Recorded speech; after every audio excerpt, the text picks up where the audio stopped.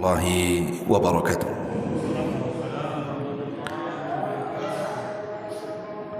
Alhamdulillah, alhamdulillahi rabbil alamin, wa bihi nasta'in wa ala umuri dunya waddin. Wassalatu wassalamu ala asrafil anbiya'i wal mursalin, sayyidina Muhammadin wa ala alihi wa sahbihi ajmain, amma ba'du. Hadirin dan hadirat yang dimuliakan Allah subhanahu wa ta'ala, alhamdulillah malam ini kita kembali bisa duduk untuk bertolabul ilmi di Masjid Nidaul Ilmi. Dan pembahasan di malam hari ini kita akan mengambil banyak pelajaran dari seorang tabi'in yang sangat mulia, yang para ulama mengatakan majhulun fi ahlil ardi, ma'rufun fi ahli sama. Tidak terkenal di bumi, tapi sangat terkenal di langit. Dialah Uwais ibnu Amir al-Qarani, atau dikenal dengan Uwais al-Qarani. Bagaimana kisahnya? Ma'asyiral muslimin yang dimuliakan Allah subhanahu wa ta'ala, Uwais al-Qarani adalah seorang tabi'in, bahkan disebut kibarut tabi'in. Padahal dia hidup di zaman Nabi SAW.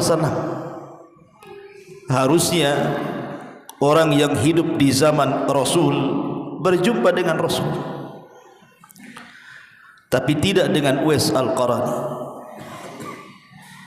Dia tidak sempat berjumpa dengan Nabi SAW dikarenakan terhalang dengan berbaktinya dia kepada orang tua, sehingga sampai dia meninggal tidak pernah melihat wajah Rasul, dan Rasul pun tidak pernah melihat wajahnya. Makanya dia tidak dikategorikan sahabat Nabi, karena syarat sahabat Nabi itu harus melihat, beriman dan mati di atas Islam, walaupun sempat murtad sekalipun. Itulah definisi yang dikemukakan Al-Hafidh Ibnu Hajar rahimahullah ta'ala. Secara nasab Uwais al-Qarani adalah, dia adalah Uwais ibnu Amir. Ada yang melaqabkan dengan Al-Khalis, dan Amir ibnu Juz ibni Malik ibni Amr ibni Sa'd ibni Aswan ibni Qarnin ibni Radman ibni Najiyat ibni Murad. Adapun kunyahnya adalah Abu Amir, dan kunyah itu sunnah hukumnya. Lahir, hidup semasa Nabi SAW, tapi tidak pernah berjumpa dengan Nabi.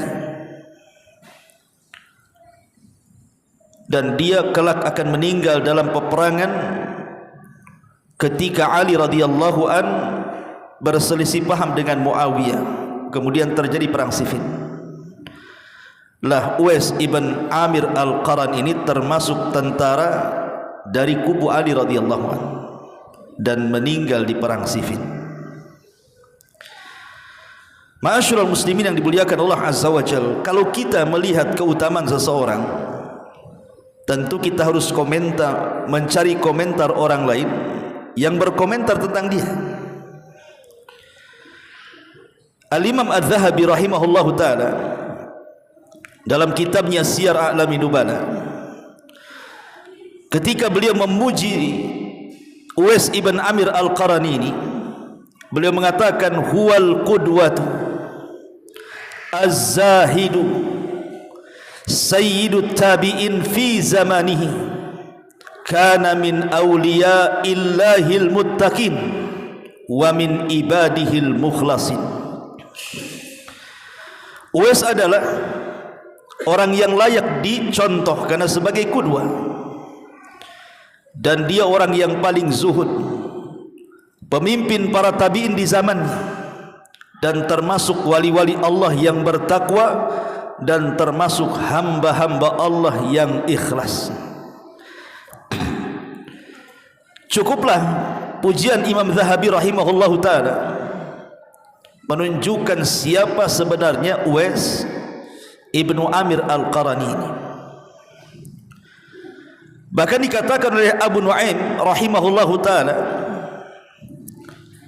faminat tabaqatil ula minat tabi'in sayyidul ubbad wa alamul asfiya minaz zuhad Uwais ibnu Amir al-Qarani. Kata Abu Nu'aim rahimahullahu ta'ala, dia mengatakan termasuk tabaqat yang pertama dari kalangan tabi'in, pemimpinnya ahli ibadah, terpancar padanya al-asfiya minaz zuhad, kejernihan-kejernihan, karena dia seorang ahli zuhud. Dialah Uwais ibn Amir al-Qarani. Dan banyak lagi pujian para ulama terhadap Uwais ibn Amir al-Qarani ini. Tapi tentu pujian yang paling besar adalah pujian Nabi SAW kepada Uwais ini. Cukuplah kalau Nabi SAW yang bicara, artinya Uwais ini bukan sembarang orang.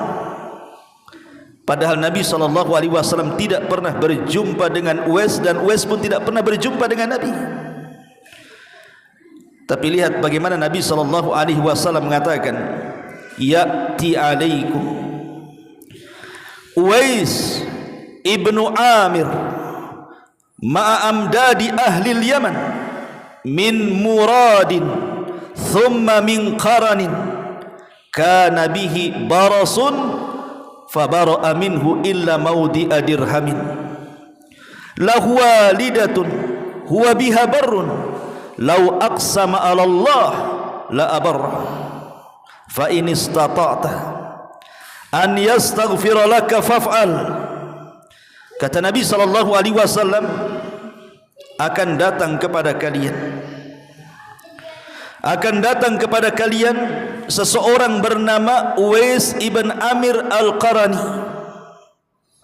Dia akan bersama rombongan penduduk Yaman.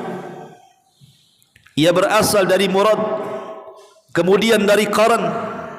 Ia memiliki penyakit kulit sopak, kemudian sembuh darinya kecuali bagian 1 dirham saja.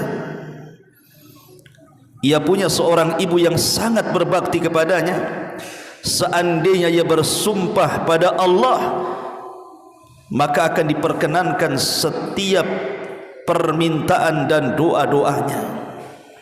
Ini pujian Nabi SAW kepada Uwais ibn Amir al-Qarani. Ma'asyiral muslimin yang dimuliakan Allah Azza wa Jalla, baik kita akan kisah bagaimana perjalanan hidupnya Uwais ibn Amir al-Qarani. Ma'asyiral muslimin yang dimuliakan Allah Azza wa Jalla, Uwais ini terlahir yatim, dan hanya ditinggalkan seorang ibu. Jadi hidup berdua bersama ibunya saja. Ibunya ini sudah tua, kemudian lumpuh, kemudian buta. Dan kehidupan Uwais ini bukan orang kaya, tapi sangat miskin, dan bekerja sebagai penggembala unta dan kambing, mengambil upah-upah orang kaya di negerinya.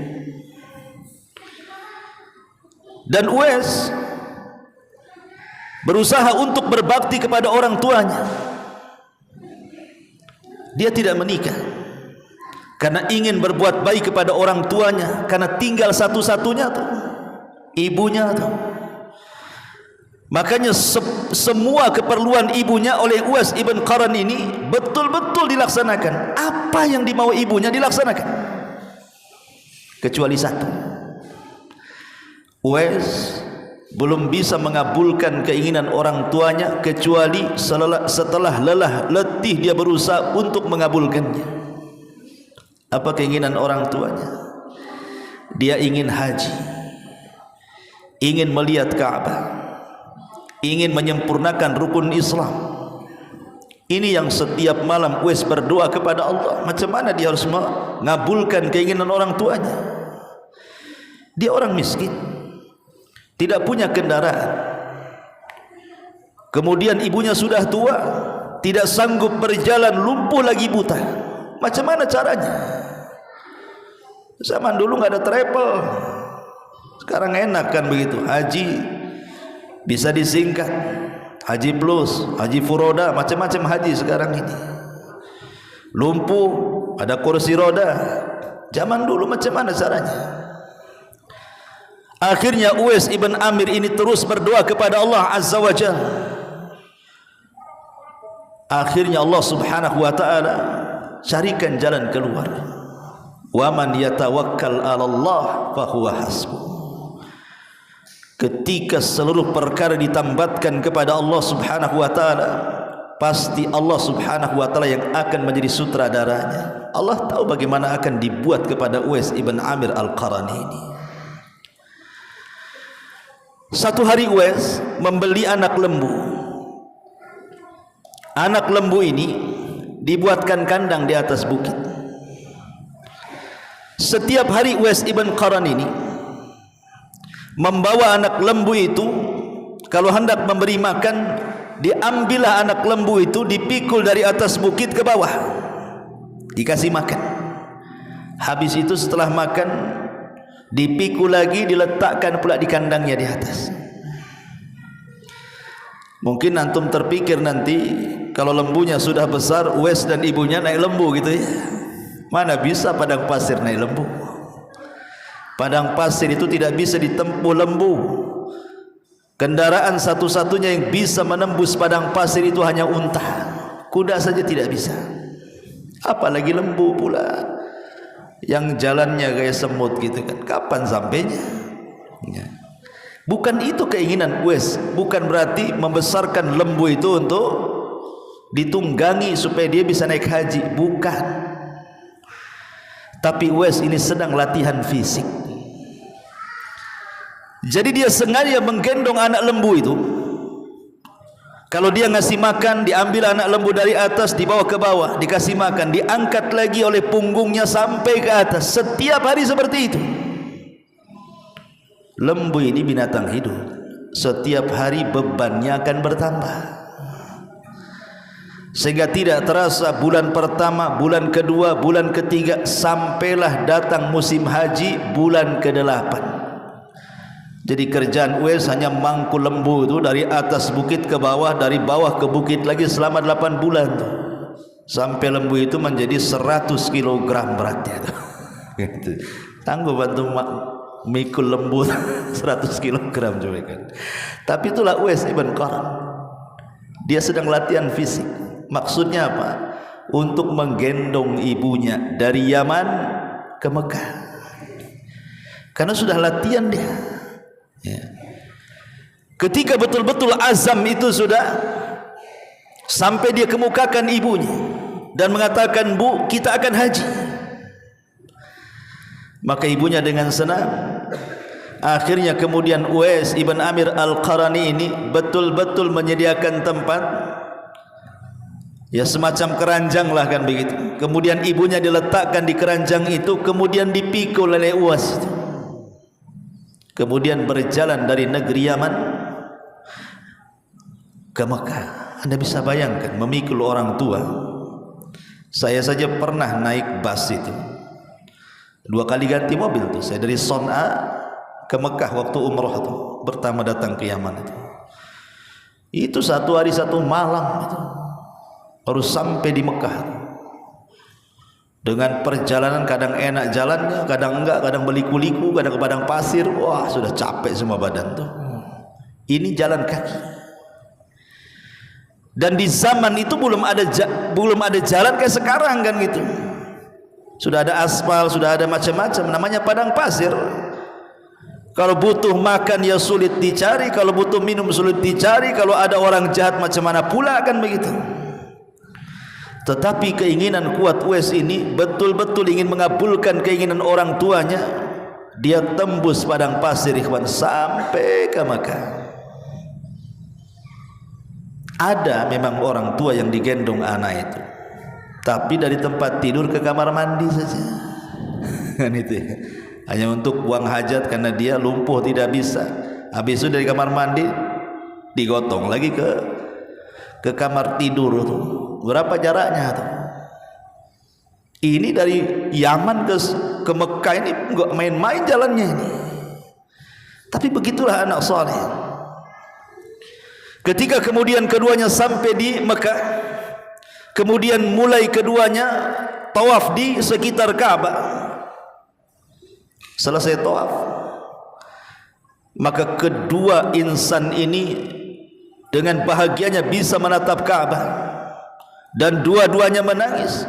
Tiba-tiba Uwais mengatakan, Allahumma ghfir li ummi, Allahumma ghfir li ummi. Ya Allah, ampuni dosa-dosa ibuku ini. Ya Allah, ampuni dosa-dosa ibuku. Kata ibunya, ya Uwais, kenapa engkau berdoa untuk dosa-dosaku? Kenapa engkau tidak berdoa untuk dosa-dosamu saja? Maka Uwais ibn Amir Al-Qarn mengatakan, ya ummah, wahai ibuku, kalau seandainya Allah subhanahu wa ta'ala kabulkan doaku, kemudian dosamu diampuni oleh Allah, dan Allah masukkan engkau ke dalam sorga, dan engkau redha dengan diriku, itu sudah cukup bagiku wahai ibuku. Karena dengan itulah dosa-dosaku pun akan digugurkan Allah Azza wa Jalla. Akhirnya kemudian Uwais pun setelah melaksanakan haji menggendong lagi ibunya balik lagi ke Yaman ikhwan. Subhanallah. Dari sini pelajarannya, kenapa Nabi SAW sampai memuji Uwais ibn Amir Al-Qarani dan mengatakan kepada sahabat Umar dan Ali, temukan orang ini, minta doanya. Sebab kalau sudah bersumpah atas nama Allah, setiap permintaannya pasti dikabulkan Allah Azza wa Jalla. Rupanya di balik pengabulan doa Uwais ibn Amir Al-Qarn itu, karena dia adalah seorang birrul walidain. Rahasianya itu karena dia orang yang sangat berbakti dengan orang tuanya. Makanya kenapa Nabi SAW ketika ditanya, siapa orang yang paling pertama saya berbuat baik kepadanya, kata Rasul, ummuka, ibumu. Siapa lagi wahai Rasul? Kata Rasul, ummuka, ibumu. Siapa lagi wahai Rasul? Kata Rasul, ummuka, ibumu. Siapa lagi wahai Rasul? Abuka, baru bapamu. Ada seorang bapak bertanya sama anaknya, nah, kata Nabi SAW, siapa orang yang paling harus kita cintai? Kata anaknya, ibumu. Satu kan, ibumu. Dua, berarti dua ibu katanya. Ibumu, tiga ibu. Akhirnya anaknya bilanglah sama istrinya, istri lagi di dapur, lagi motong-motong telur, dipotong telur jadi 4. Dikasihkan sama anaknya, bilang sama bapakmu, nanti kayak telur ini dipecah jadi 4 nanti. Gitu ya Allah. Masyaallah muslimin yang dimuliakan Allah Subhanahu wa taala.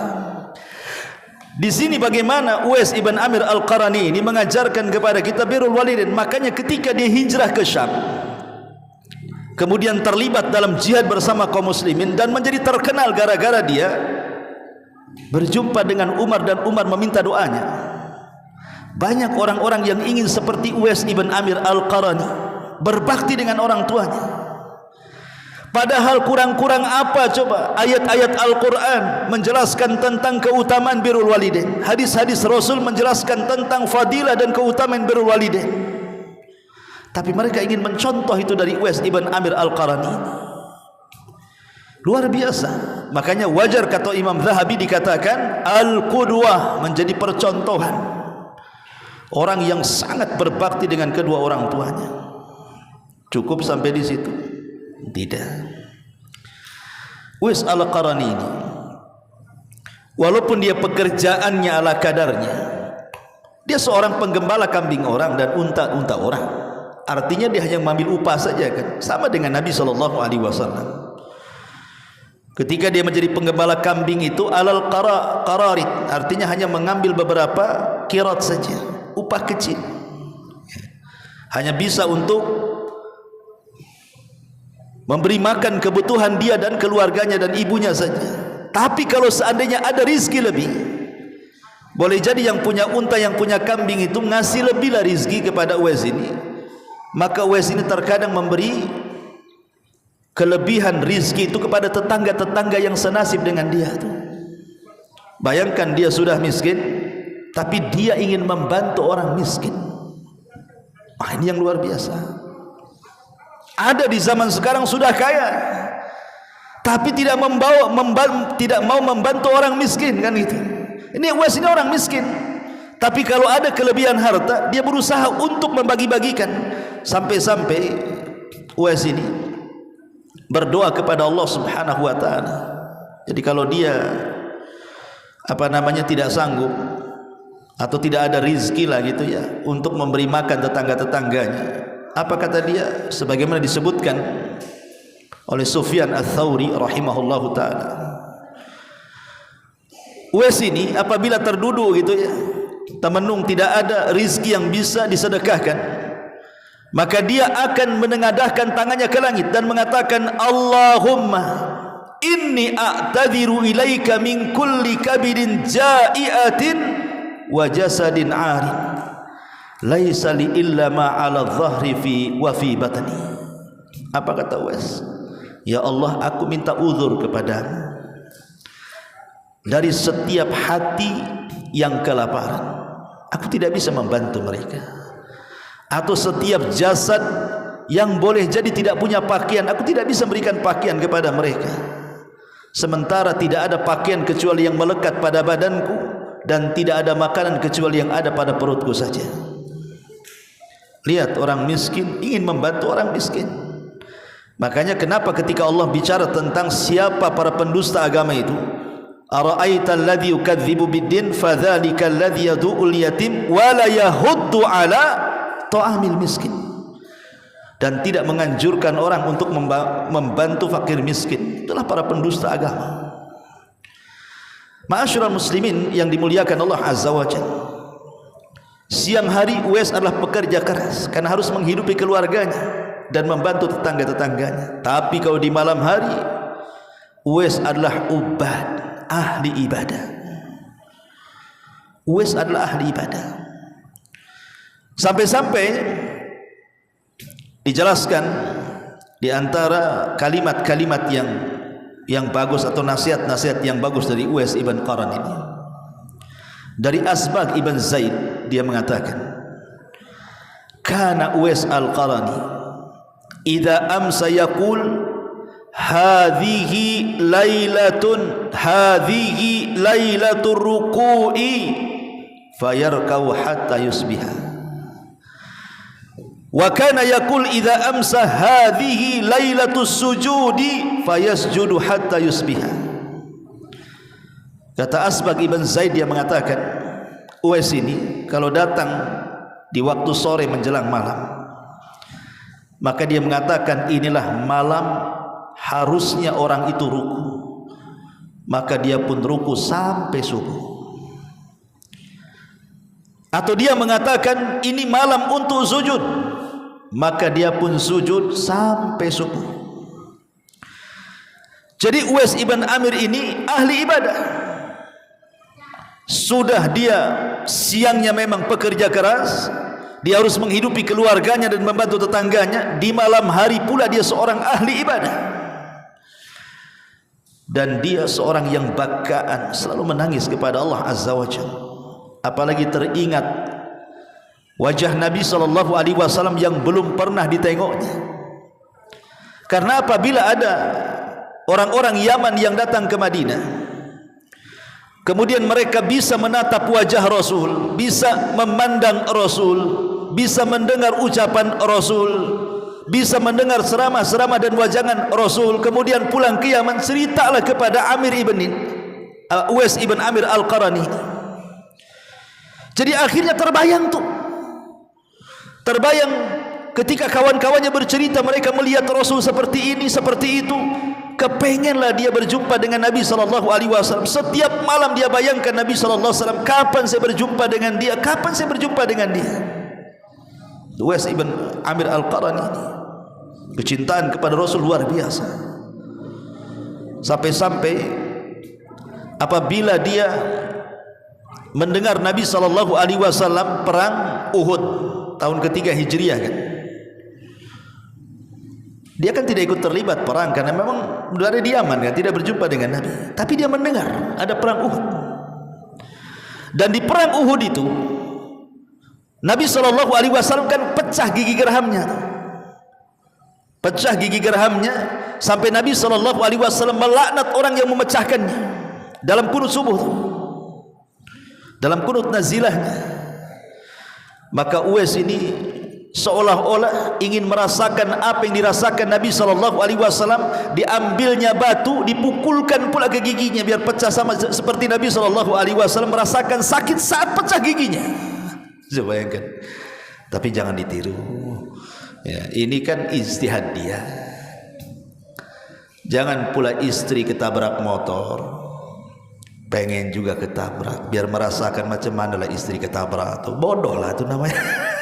Kan itu. Ma'asyiral muslimin yang dimuliakan Allah Azza wa Jalla, sampai seperti itulah kecintaan Uwais ibn Amir Al-Qarani kepada Rasul. Ijtihad dia seperti itu. Sampai akhirnya betul-betul dia menghadap ibunya, ngomonglah baik-baik sama ibunya. Bu, izinkan saya lah berjumpa dengan Nabi sekali saja gitu. Kata ibunya, ibu kau ma iya bunaya, tidak bisa.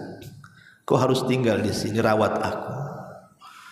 Aku ini sudah lumpuh, buta, sudah tua. Siapa yang akan merawat aku kalau kau pergi? Tapi Uwais terus mendesak.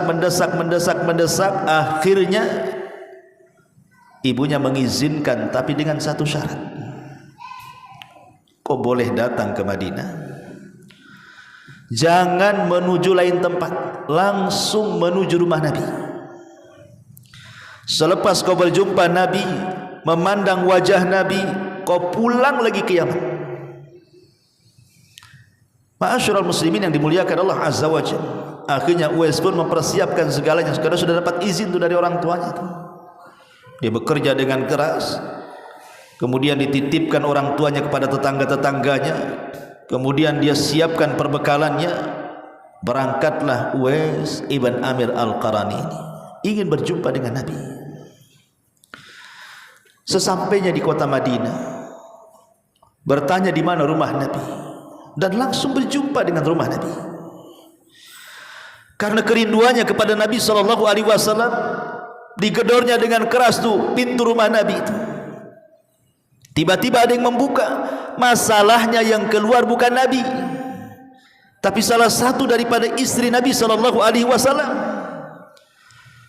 Kemudian Uwais menceritakan bahwa dia orang jauh dari negeri Yaman, hanya punya waktu sebentar ingin berjumpa dengan Nabi, karena aku harus kembali ke Yaman. Di mana Nabi SAW? Kata salah satu istrinya mengatakan, engkau sudah tepat, ini rumah-rumah Nabi, tapi Nabi tak ada. Nabi sedang berada dalam peperangan, sedang safar. Akhirnya Uwais pun berusaha lah menunggu, mungkin 2 hari 3 hari kan gitu ya. Tapi macam mana orang menunggu orang safar itu? Di zaman itu tidak ada handphone. Kalau di zaman sekarang iyalah kita bisa handphone kan. Nabi kira-kira kapan balik kan bisa. Kalau Nabi bawa handphone di zaman itu mana bisa? Bagaimana caranya?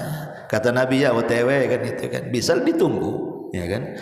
Tapi di zaman itu macam mana caranya nunggu orang safar itu?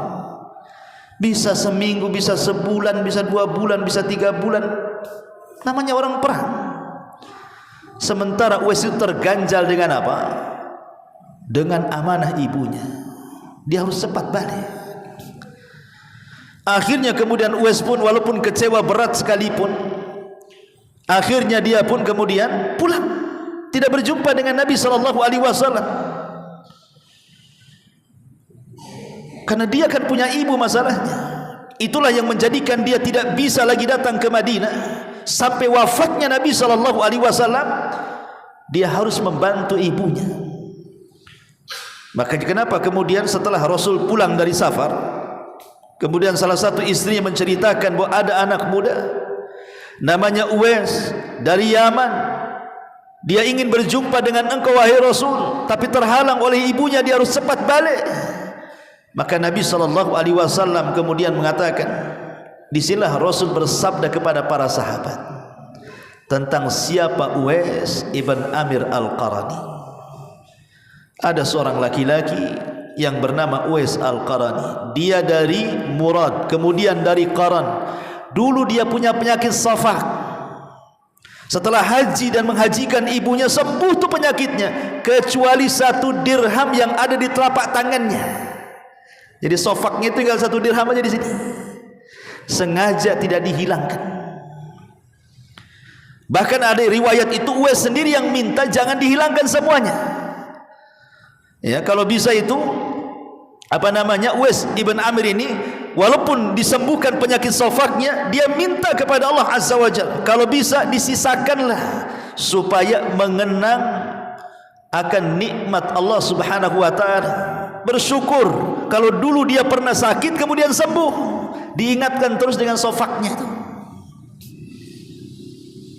Karena biasanya orang kalau lagi sakit, ya kan, orang lagi sakit itu terasalah waktu sehat, oh enak kalilah sehat ini. Tapi ketika sehat lupa pula kalau dia sakit. Waktu sakit janji tidak akan makan kacang biar gak kumat asam urat. Janji enggak makan sirup biar enggak kumat gulanya. Janji enggak makan ini, enggak kolesterolnya enggak naik. Itu waktu sakit tuh janji dia tuh. Sudah sembuh, mana ada main tekan main hantam aja. Kan gitu ya. Karena kadang-kadang orang lupa akan nikmat Allah tuh. Makanya kenapa kemudian Uwais ini meminta supaya ditinggalkan tuh, biar ingat kalau dulu dia pernah sakit, disembuhkan. Dan harusnya seperti itu seorang mukmin, diingatkan akan nikmat Allah Azza wa Jalla. Ya. Ma'asyiral muslimin yang dimuliakan Allah Subhanahu wa taala. Satu hari Umar bin Khattab radhiyallahu anhu dan Ali bin Abi Thalib radhiyallahu anhu. Karena begini ikhwan, salah satu khitab tentang kemuliaan Uwais ibn Amir Al-Qarani ini adalah diberitahu kepada 2 manusia mulia ini, kepada Umar dan Ali. Hei Umar, hei Ali, seolah seperti itu Nabi itu ya. Akan datang kepada kalian seorang yang bernama Uwais ibn Amir Al-Qarani. Kalau kau berjumpa, minta doanya, minta diampuni dosa-dosamu, agar Allah mengabulkan permintaan kalian lewat doanya Uwais, katanya. Itu kalau sudah bersumpah semua permintaannya pasti dikabulkan, kata Rasul. Subhanallah ikhwan. Sesuatu derajat para sahabat itu jauh lebih mulia dibandingkan tabi'in. Macam mana hebat tabi'in pun tidak bisa menandingi para sahabat.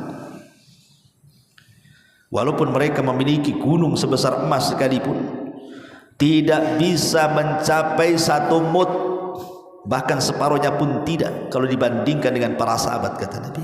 Tidak bisa. Tapi masalahnya keutamaan Uwais ini datang dari lisan Nabi. Nabi yang ngomong. Dan para sahabat Nabi SAW itu kalau ada arahan dari Nabi, maka mereka kuncinya cuma satu, sami'na wa ata'na.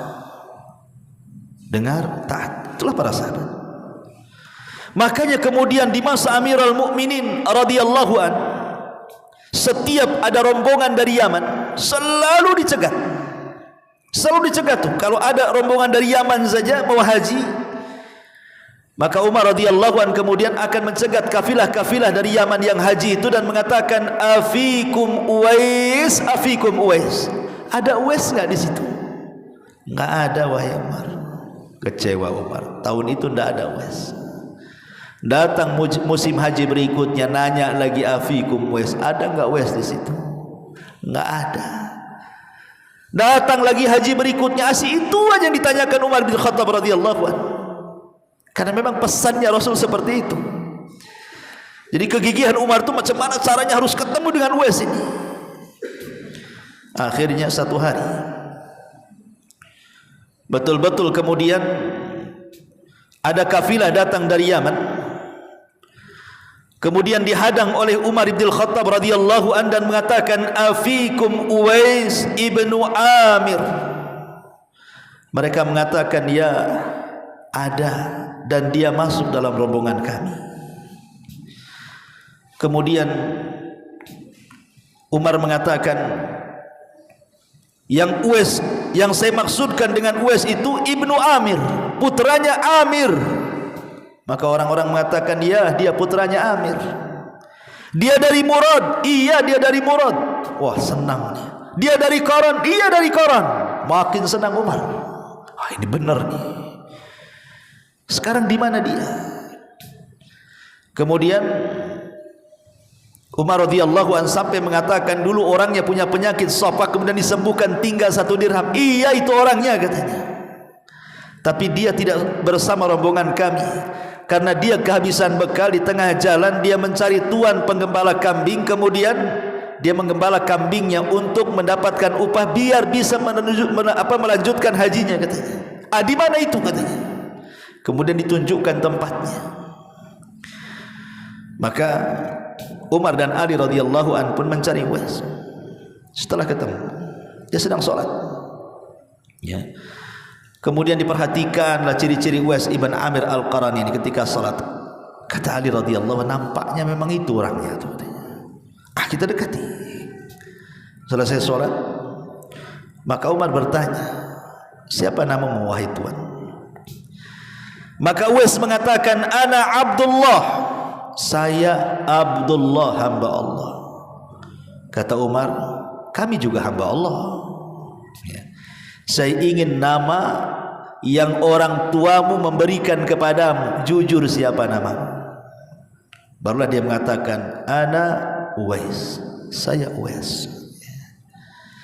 Siapa nama bapakmu? Kata Umar. Kata Uwais, Abdullah. Semua kami Abdullah wahai fulan. Siapa nama bapakmu yang dikasih nama bapaknya kepada bapakmu? Gitu ya. Baru dia mengatakan, namanya Amir. Ada benar kan? Uwais ibn Amir. Kau dari Murad? Iya. Kau dari Qaran? Iya. Kau dulu punya penyakit sofa kemudian sembuh? Iya.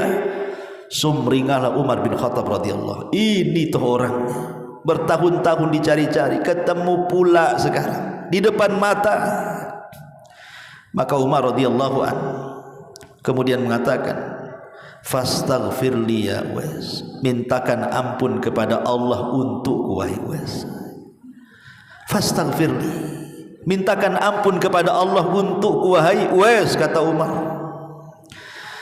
Maka kemudian Uwais mengatakan, wahai Umar, Amirul Mukminin, engkau kan baru datang dari haji, ya pasti doamu akan makbul lah kan begitu. Kenapa kau minta doa kepadaku? Kau belum, baru datang dari haji. Ya.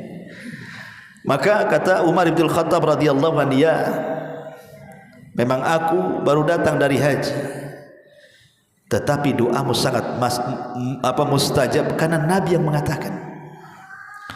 Akhirnya kemudian Umar pun kekeh meminta doa, maka Uwais pun mendoakan Umar bin Khattab radhiyallahu an, tapi Uwais minta syarat untuk tidak memberitahu siapapun tentang dirinya. Kemudian kata Umar, aina turidu, selepas kau haji ini kau hendak pergi ke mana?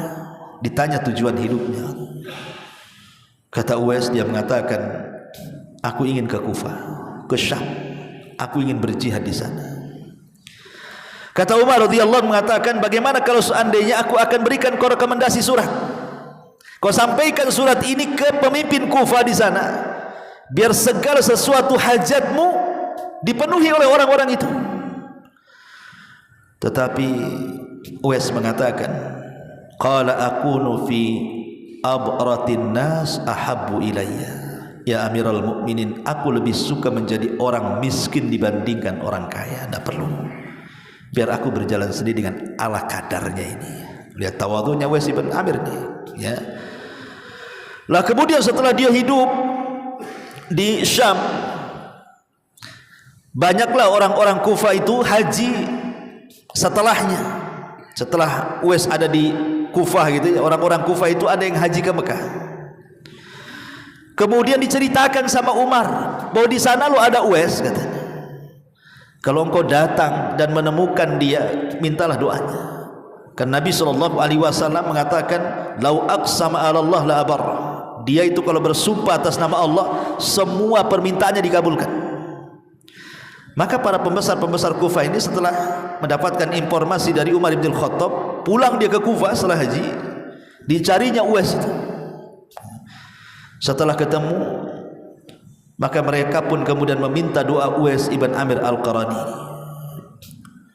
Kemudian Uwais pun mengatakan, kenapa Amirul Mukminin beritahu sehingga semua manusia tahu tentangku? Dari situlah dia bersembunyi sampai ketika terjadi perang Siffin. Kemudian dia terlibat jihad dan Allah wafatkan di Siffin dengan kematian yang syahid. Itulah Uwais ibn Amir al-Qarani rahimahullahu ta'ala. Sampai-sampai Nabi SAW pernah mengatakan dalam sebuah hadis yang dikeluarkan Imam Tirmidzi dan disahihkan oleh Syekh Albani rahimahullahu ta'ala, yadkhulul jannah bi syafa'ati rajulin min ummati aksar min Bani Tamim. Akan masuk surga sejumlah orang yang lebih banyak dari Bani Tamim dengan syafaat seorang laki-laki dari umatku. Sebagian para ulama seperti Hasan al-Basri rahimahullahu ta'ala ketika memberikan catatan kepada hadis ini, yang dimaksud seorang laki-laki dari umatku adalah Uwais ibn Amir al-Qarani, sebagaimana dijelaskan dalam kitab Mustadraknya karya Al-Imam Hakim rahimahullahu ta'ala. Wallahu a'lam.